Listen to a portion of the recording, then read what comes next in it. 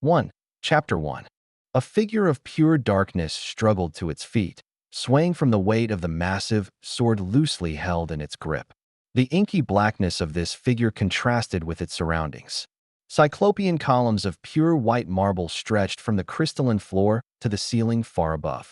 A bloody carpet that had once been white before this conflict stretched all the way from a broken-down set of intricately carved doors to a toppled white throne. The throne and battered gates bore similar imagery, with the gate bearing images of white hawks in flight. The throne itself bore two large white wings on either side of it, with the head of a hawk presiding over the seat.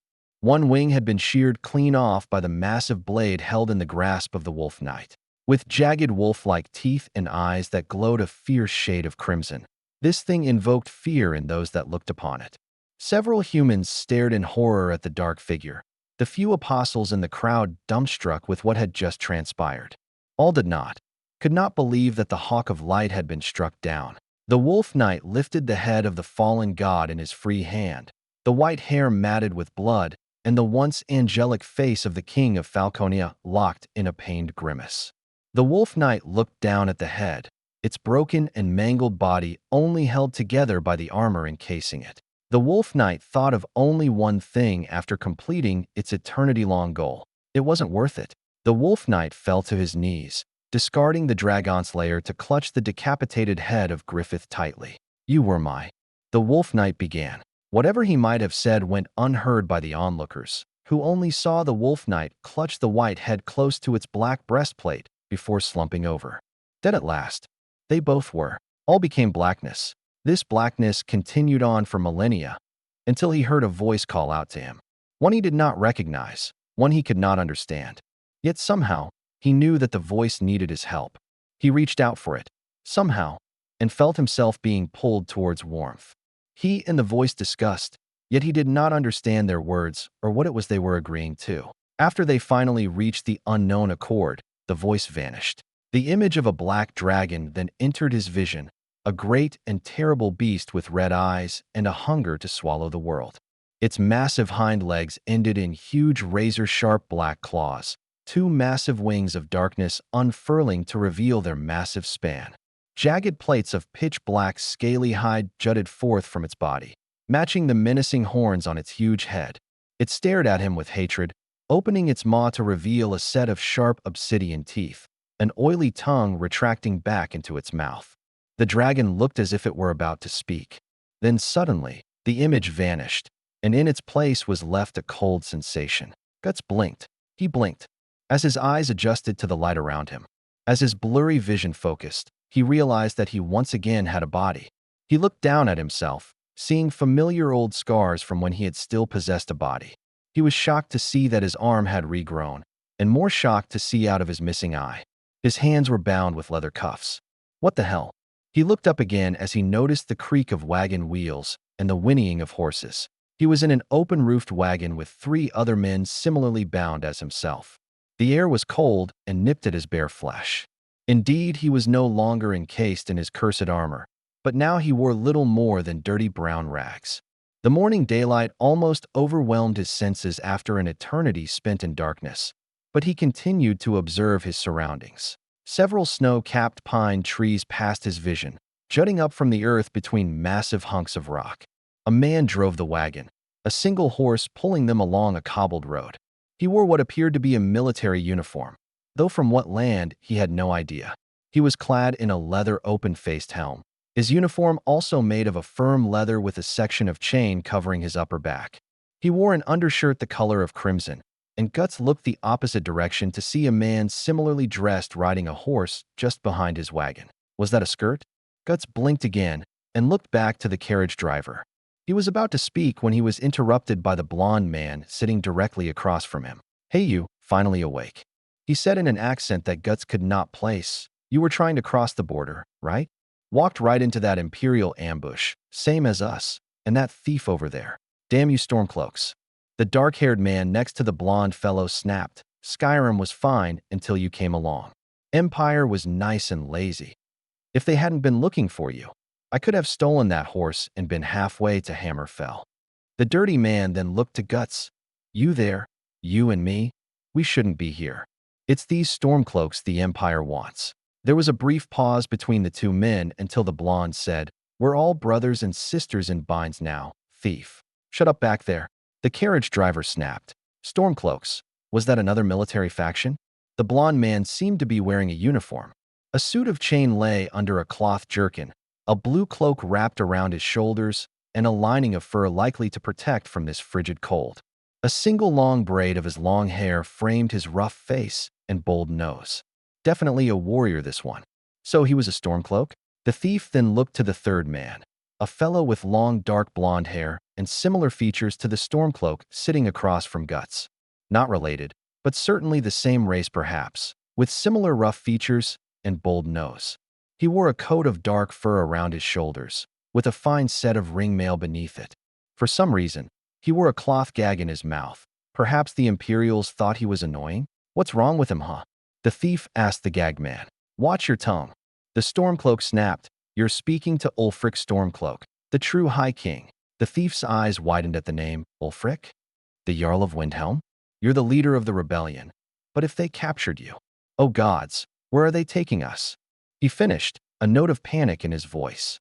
"I don't know where we're going, but Sovngarde awaits," the stormcloak said, his tone knowing yet somber as he looked ahead at the rest of the wagon train. The thief shook his head. "This can't be happening. This isn't happening." "Hey, what village are you from, horse thief?" the stormcloak asked, turning his head to look the thief in the eyes. "Why do you care?"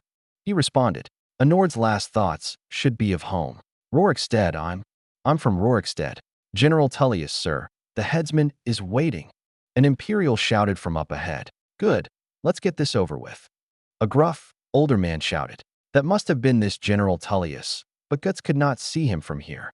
Was he going to be executed with these people? He would have to make a break for it when he could. Maybe he could take Tullius captive? If he could get his bindings around his neck, he'd be able to snap it like a twig. He could use that threat to give himself a good head start. He'd have to get close, though. Perhaps he wouldn't be executed. He wasn't with the Stormcloaks after all. Sure, Mara, Debella, Kinnereth, Akatosh. "Divines, please help me," the thief pleaded. One of those names sounded familiar somehow. Guts could not understand why. Were these divines gods of some kind? He would think about that later. The wagon then passed beneath wooden battlements supported by a stone wall. Guts could hear the thud of footsteps on the boards above as they passed beneath them. "Look at him, General Tullius, the military governor." The stormcloak spat as he delivered the words with venom. "And it looks like the Thalmor are with him. Damn elves. I bet they had something to do with this." Guts looked to see a man with short, graying hair atop a sturdy brown horse, a cloak of red draped around his shoulders. In front of him was a strange creature atop its own horse, with pointed ears and yellow flesh, as if it were sickly. Its inhuman features were alien and strange as the black gold-trimmed garb it wore. Was that supposed to be an elf in this world? Guts blinked again. This world. It wasn't his own, that was right. He made a deal with someone to come here, but what was the deal? He shut his eyes tight as he tried to remember, only to come up with nothing. Giving up on that for now, he observed the surrounding village they had passed into. A few homes with hay roofs and tall towers of stone surrounded the road they were on, a few townspeople staring at his cart and whispering amongst themselves. "This is Helgen," the stormcloak said. "I used to be sweet on a girl from here. Wonder if Violet is still making that mead with juniper berries mixed in." He paused as he observed Helgen. "Funny, when I was a boy, imperial walls and towers used to make me feel so safe." Guts could hear a tinge of sorrow in the man's voice as he finished speaking. "Who are they, Daddy?" He heard a young boy ask his father. "Where are they going?" Guts turned his head to see the boy sitting legs crossed on his porch, staring right at him. "Time to go inside, little cub," the father replied, moving next to the boy. "Why?" "I want to watch the soldiers." The boy whined, looking away from Guts and to his father. "Inside the house. Now," the father replied sternly. "Yes, Papa." The wagons then began slowing to a halt as the horses approached a stone wall. The other carts that had been in front of them had been parked already. "Get the prisoners out of the cart. Move it," a woman shouted. A woman shouting orders? This certainly wasn't Midland. He looked to the voice, seeing a short woman clad in gleaming steel plate armor, similar in style to the leather jerkins on the other Imperials. So a woman commander? That took him back a ways.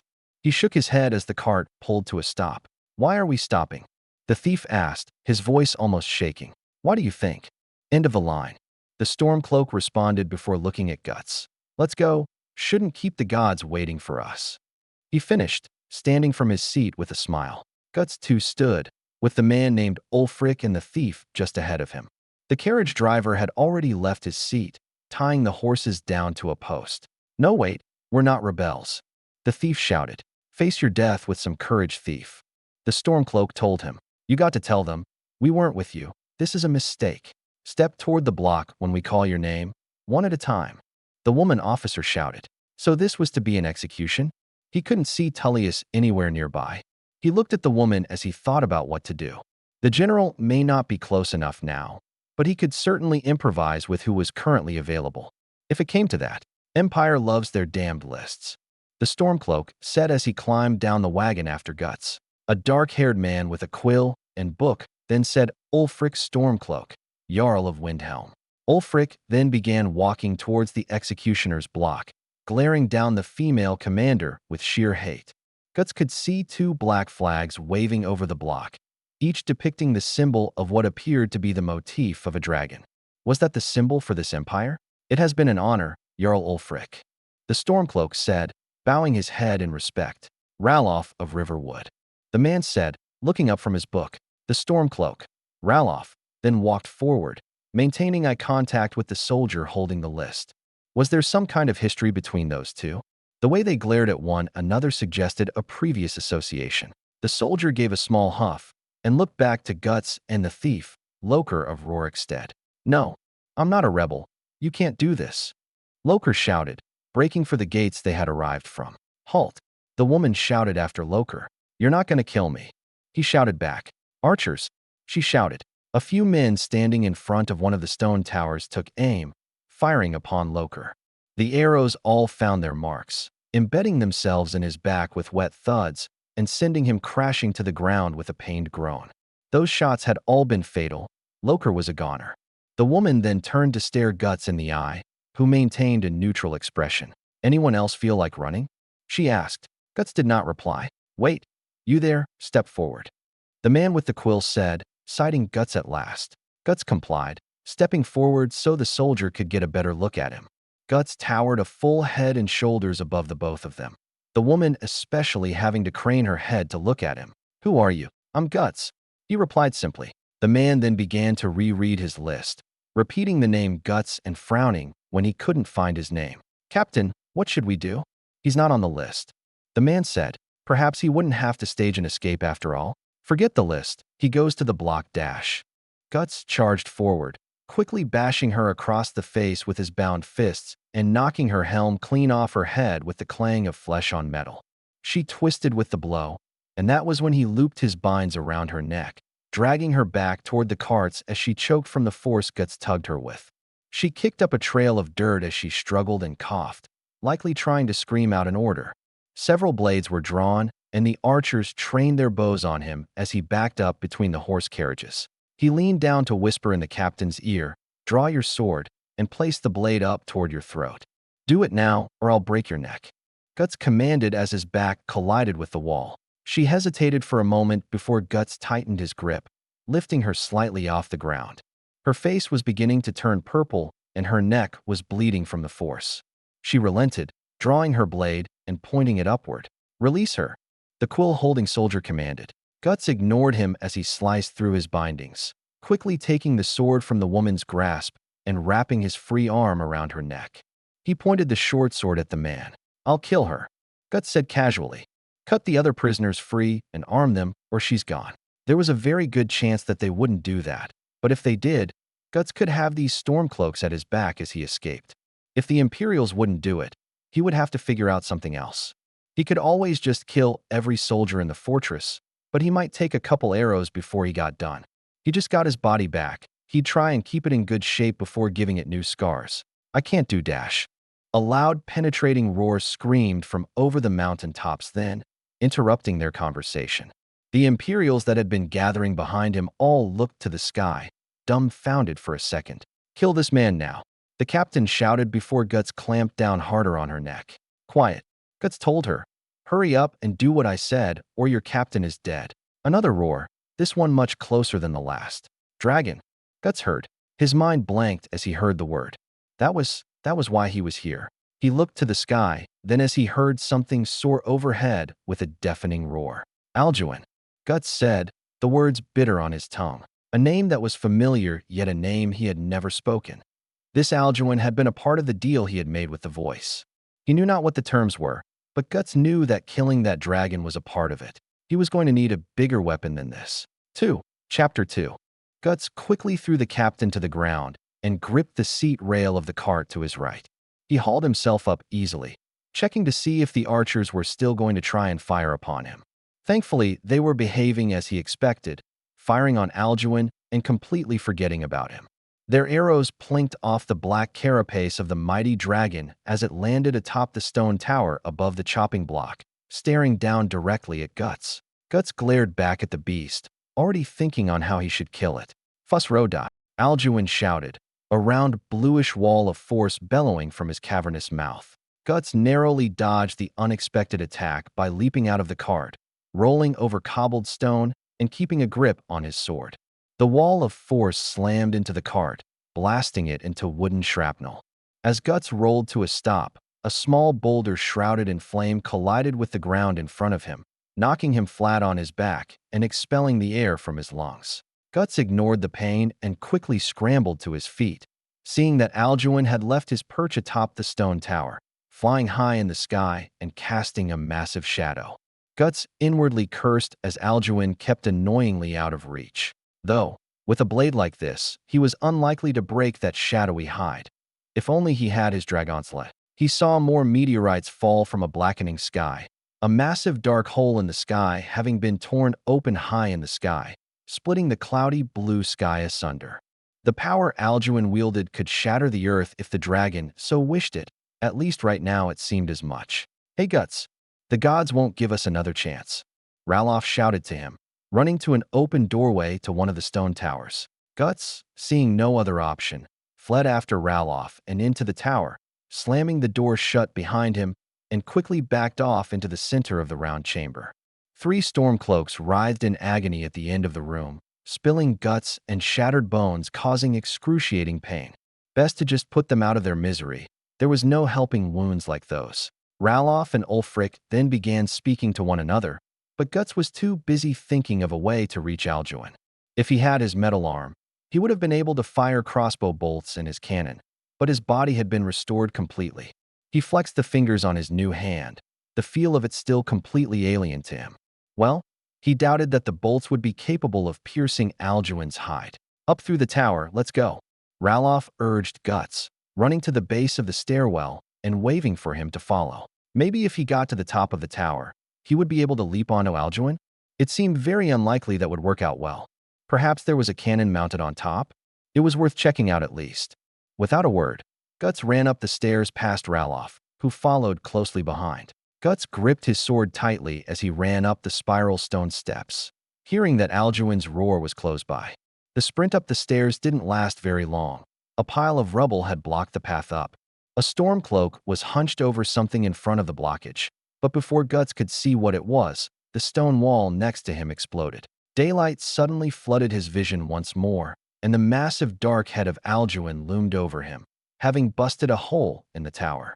Without a second thought, Guts lunged with his blade, stabbing the dragon through one of its crimson eyes. Blood exploded from the wound, and Alduin roared in fury as he pulled his head free of the fresh hole he had made in the tower. Flames belched out and licked the outskirts of the tower, scorching the banners to cinders as Alduin shook his head vigorously in an attempt to remove the lodged blade. Guts had dealt a single very good blow to the mighty dragon with that move. There was just one problem. Guts hadn't let go of the sword. His feet had left the ground after Alduin had retracted his head from the tower, and now Guts was holding on for dear life as he was bucked around with the force of 10 angry bulls. Alduin flapped his massive wings several times, sending them both soaring high above the slowly shrinking Helgen below. He thought he could see Ralof down below, cupping his hands next to his mouth and shouting something at Guts. Most of what he was shouting went unheard, but the tones sounded excited. He thought that he could pick up a single word from Ralof's nearly inaudible shouts. Sovngarde. Guts clenched his teeth as Alduin shook harder, flying in a single direction and trying to catch him in his fire breath. Guts' arms and legs did get licked by the flames during this sky-high struggle, but the pain only strengthened his resolve to hold on. He would not return to the infinite darkness so soon. He would fulfill his deal with the unknown entity. He had remembered the deal being more than fair. Almost as soon as he had the thought, the sword finally slid free of Alduin's eye socket with a slick pop. Guts flailed in the air as he fell, spinning out of control as he tried to right himself. If he could control how he landed, he might survive, but he couldn't stabilize his spinning. The world around him was a blur of white and blue, and he felt as if he were going to hurl. Then it happened. There was a loud splash followed by the ringing of his ears as frigid water engulfed him. The force by which he slammed into the water made his whole being sting with pain, like he had landed on solid stone rather than water. He flailed his arms, feeling himself being pulled by a moderately strong current. He had lost the sword during his fall, but that was fine. He would need both hands to get out of this mess. Guts felt one of his hands brush up against something, and he grabbed it, feeling cool dirt squish beneath his grip. He pulled himself toward it, using the loose roots within the soil for grip. He then scrambled upward, feeling his lungs burning with the strain. Just when he was about to inhale a lungful of water, his head broke the surface and he greedily gasped for air. Guts had, by dumb luck, managed to fall into a river. His limbs ached from the combination of his fall, Alduin's burns, and the mere act of hanging onto the sword during that flight. He pulled himself out of the water and lay on his back, staring at the sky as he caught his breath.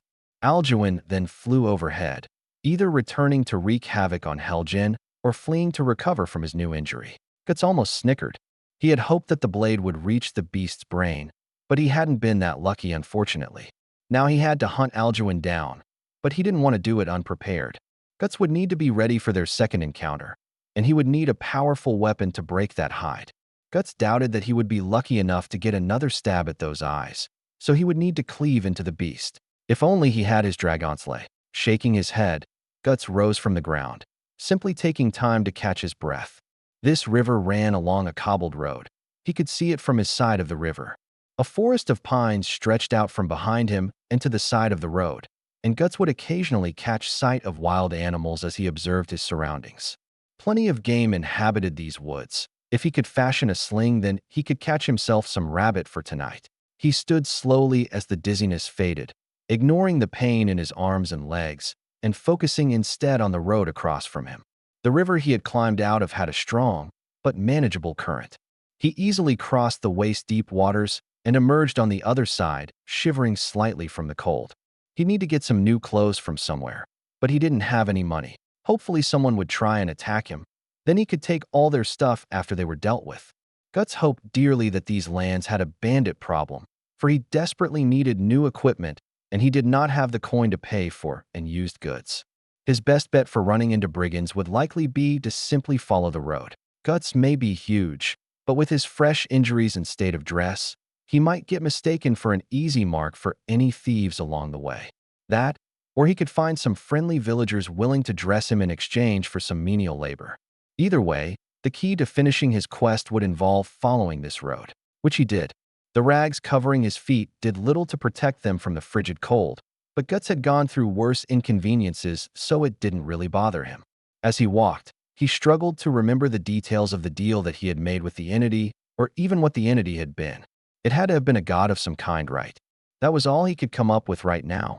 Maybe it was one of those divines Loker had been praying to on the cart? He doubted that it was one of the gods from his world, especially since he had killed them all as the Wolf Knight. It was strange to finally be free of the cursed armor. He had worn it for centuries before he had completed his goal. Guts remembered the focused rage he had felt during those long years, prowling the lands of Midland and beyond, hunting and slaying the members of the God Hand and their apostles, saving Griffith for last. He frowned at the memory, turning his attention away from his thoughts and back towards reality. He saw what looked to be a town up ahead, with a large mill dead set in the center of the river. As he drew closer, he could hear the sound of wood being chopped and a hammer beating metal. Soon, he was before the wooden archway leading into the town, not a guard in sight to stop him from just walking in. He could see a burly, bearded man working a forge next to the river, a roof extending from the house next to him. An old woman sat on a porch across from the blacksmith, talking to a young blonde man standing next to her. Guts supposed that he would go speak with the blacksmith first, get a better handle on where he was. What was it Loker had said this country was? Ah yes, Skyrim. Hey everyone. Glad you're all enjoying the story so far, but I wanted to say this. I'm going to take some creative liberties when writing some towns and dungeons. I remember a lot of them by memory, but I don't think I'll be describing them exactly as they are in-game. Nothing too extreme, but I feel like I should at least tell you guys that's what I'm doing. So none of that, but X character's house is supposed to be at Y kind of stuff. And also sorry for not posting as much to fanfiction as I used to. I'm publishing more original content now on Royal Road. If you want to see that original content, you can just look me up there or search Super Soldier in Another World. It's my most successful original story yet. Hope you enjoy.